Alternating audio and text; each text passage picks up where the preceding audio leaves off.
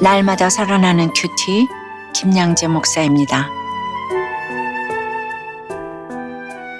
오늘 큐티인 말씀은 예레미야 40장 1절부터 16절까지예요.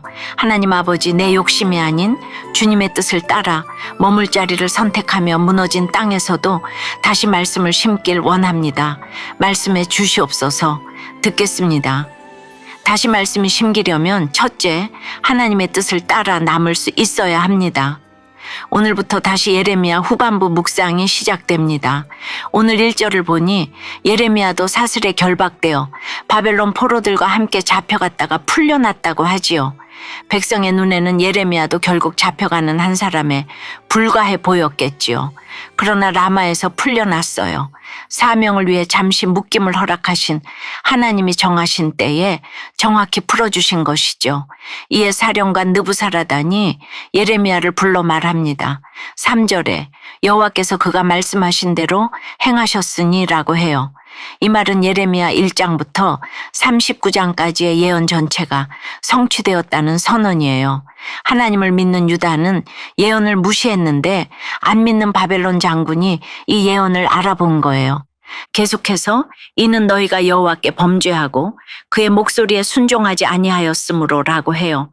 유다의 멸망 원인이 정치 외교적 실패 때문도 아니고 군사력이 부족해서도 아니고 시대의 흐름을 잘못 읽어서도 아니라 하나님의 말씀을 청종하지 않았기 때문이라는 것입니다.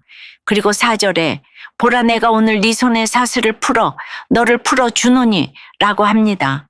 예레미야는 선지자로서 계속 고난을 예비하라고 외쳤어요. 늘 고난을 예비하고 외치는 사람은 도리어 그 고난이 오면 자유하게 됩니다. 반면에 그 경고를 무시하고 안일하게 살던 사람들은 포로로 끌려가는 것이지요. 느부사라단은 예레미야에게 바벨론으로 가면 선대하겠다고까지 해요. 바벨론으로 가면 안전과 평안, 보장된 삶이 기다리고 있는데 예레미야는 이 제안을 거절합니다. 그리고 무너진 예루살렘 땅에 남은 자들과 함께하기로 결정해요. 그 땅은 편하지도 않고 위험하고 미래도 없어 보이는 곳이지만 그곳에 하나님의 뜻이 있었기에 머물기로 한 것이지요. 저도 그랬어요. 남편이 천국에 가고 난 다음 제 앞에는 여러 가지 선택할 수 있는 기회들이 많았지요. 유학 가서 공부할 수도 있었고 그동안 누리지 못한 자유를 마음껏 누릴 수도 있었지요. 하지만 하나님이 그러라고 저를 놓아주신 게 아닌 줄 알았기에 그 길을 택하지 않았어요. 그리고 재수생 큐티 모임부터 시작하여 저희 집에서 13개의 큐티 모임을 인도하며 온 것이 지금 제가 섬기는 우리들 교회까지 이어졌습니다. 5절과 6절에 나오는 그다랴는 예레미야를 구출해준 사반 가문의 손자입니다. 사반은 요시야 시대의 율법책을 처음 들었던 자이고 아이감은 예레미야를 죽음에서 건진 자였지요. 그 후손이 다시 예레미야의 곁에 남은 것입니다. 하나님의 사람을 지키는 자들 또한 믿음의 가문에서 끊이지 않고 남아있는 것을 봅니다. 여러분은 어떠세요? 나를 놓아주신 이유가 자유를 누리라는 게 아니라 무너진 공동체를 섬기라는 하나님의 부르심이라고 생각되나요? 여러 선택지가 있을 때 그 선택의 기준이 말씀인가요? 아니면 나 자신인가요? 다시 말씀이 심기려면 둘째, 하나님의 징계를 수용하고 현실에 순종해야 합니다.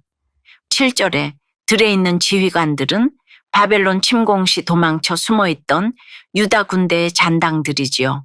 그들은 그다랴가 총독이 되고 바벨론이 그에게 땅을 맡겼다는 소식을 듣고서 다시 돌아와요. 그런데 그다랴에게 위임된 사람들이 누구입니까? 남녀와 유아와 바벨론으로 잡혀가지 않은 빈민들입니다. 이스라엘이 고아와 과부와 빈민을 외면했기에 심판이 왔지요. 남겨졌다면 이제 그들과 함께 살아야 하는 것입니다. 8절에 이름이 언급된 자들은 바벨론에 협조하지 않은 지파의 지도자 출신들이죠.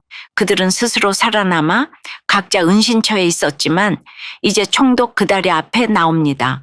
9절에서 총독 그다랴는 갈대아 사람을 섬기기를 두려워하지 말고 이 땅에 살면서 바벨론의 왕을 섬기라고 권면해요. 그리고 이것이 그들에게 유익할 것이라 말해요. 이것은 단순히 정치적인 현실에 순응하라는 것이 아니라 하나님의 징계를 인정하라는 영적 권면입니다. 바벨론을 섬기라는 말은 하나님의 주권을 인정하라는 말이에요.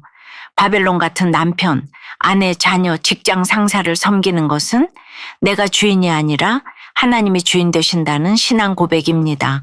바벨론 같은 사람들이 우리를 괴롭히는 환경이라 해도 그 환경을 통해 말씀을 이행하시려는 하나님의 뜻을 읽어야 해요. 겉으로는 패배하는 것처럼 보일지라도 순종하는 것이 곧 생명의 길입니다. 10절에서 그다랴는 자신부터 미스바에 정착하여 바벨론을 섬기겠다고 솔선수범합니다. 그리고 공동체를 향해서 먹을 것을 모아 저장하고 성읍에 살라고 명령해요. 저축하고 정착하라는 것은 곧 현실을 인정하고 미래를 준비하라는 구체적인 적용이지요.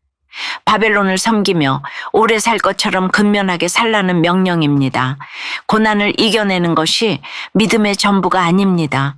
고난 후에도 성실하게 살아가는 힘이 바로 믿음입니다. 적용해 보세요. 내게 주어진 현실을 하나님이 허락하신 징계로 받아들이나요? 바벨론 같은 환경을 두려워하거나 회피하고 있지는 않습니까? 고난을 견디고 난 후 하나님이 맡기신 자리를 성실히 지키며 살아가나요? 깊은 공허함으로 죽게 돌아왔지만 아직도 자기 생각과 방식을 버리지 못해 말씀대로 살지 못함을 고백하는 한 청년 큐티인 묵상 간증이에요.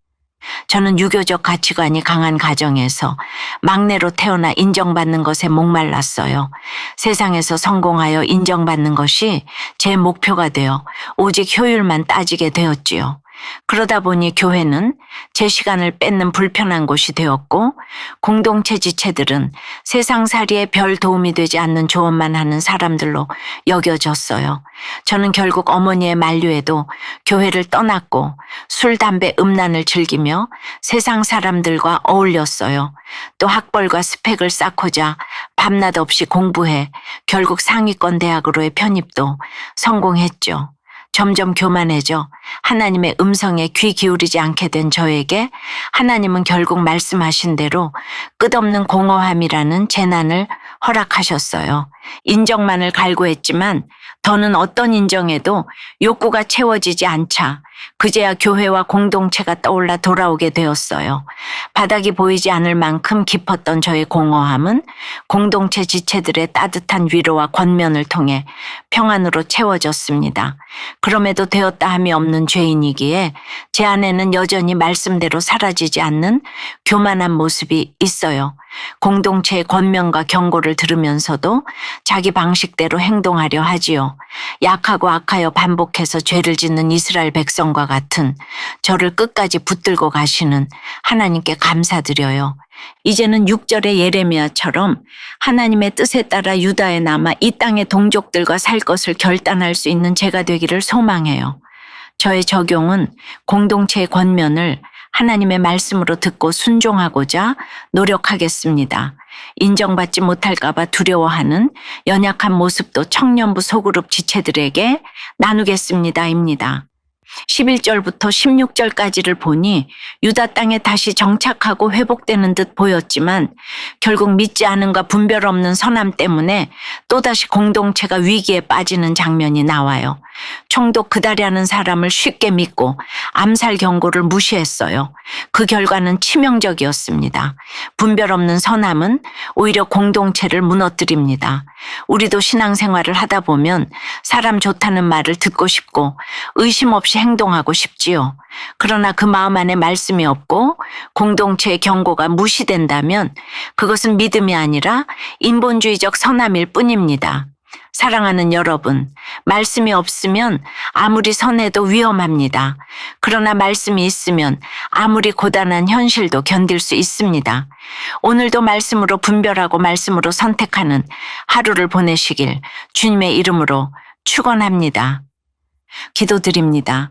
주님, 오늘도 무너진 자리에서 다시 말씀을 심으라고 그와 함께 나무라고 부르시는 주님의 음성을 듣게 해주셔서 감사합니다. 그러나 저희는 여전히 제 방식대로 판단하고 말씀보다 사람을 더 의식하며 그다랴처럼 분별 없이 선한 척할 때가 많습니다.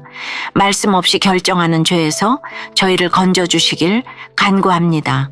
주님, 바벨론 같은 환경도 내가 두려워하는 사람도 결국은 주님의 징계를 이루시는 도구임을 믿습니다. 도망치지 않고 원망하지 않고 그 현실에 남아 말씀을 심는 사명자로 서길 원합니다. 내 자존심을 죽이고 공동체의 권면을 하나님의 말씀으로 들음으로 내 삶의 자리에서 주님의 주권을 인정하게 도와주시옵소서. 예수 그리스도 이름으로 기도드리옵나이다. 아멘. 지금까지 우리들 교회 김양재 목사님이었습니다. 큐티에 도움받기 원하시는 분들은 QTM 홈페이지 qtm.or.kr 또는 유튜브에서 QTM을 검색하시면 도움받을 수 있습니다. 자세한 문의사항은 지역번호 031-705-5360번으로 문의하시기 바랍니다.